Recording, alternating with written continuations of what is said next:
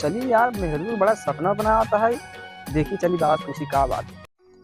बाबा प्रणाम। खुश रहो बच्चा। बोलो बच्चा, क्या समस्या है? बाबा बहुत बड़ी खतरनाक सपना आता है मेहरू के। हमरे का बात यार, रतिये कब तो भाग जाता है, दिखा देना खटियो पे का बतिया है। बच्चा अभी देखते हैं क्या समस्या है।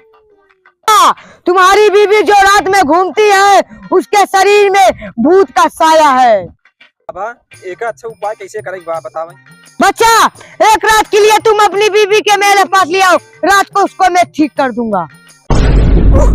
बच्चा, इसको तू अपने बीवी के गले में पहला के मेरे पास लेकर, इसमें भोलेनाथ का शक्ति है। मेरे मेहरू चक्कर वक्कर आता है, का बात यह है। देखी बाबा, हाँ, ये हमारे मेहरू का। इसको इसी गोला में बैठा दो, मैं अभी देखता हूँ क्या समस्या है। ओम ह्रीम क्लीम चामुंडाय नमः। बाबा ये का देखा था। बच्चा साथ रहो, चिल्लाने तुम चिल्लाओगे तो मैं समस्या कैसे देखूंगा। ओ तुहार गोरवा बड़ी मुलायम बात है। आय हाय, ये क्या करता है, ऐसे भूत झारा जाता है। शांत रहो, हम इनका सारा समाधान देख रहा हूँ। ओम ह्रीम क्लीम चामुंडाय नमः।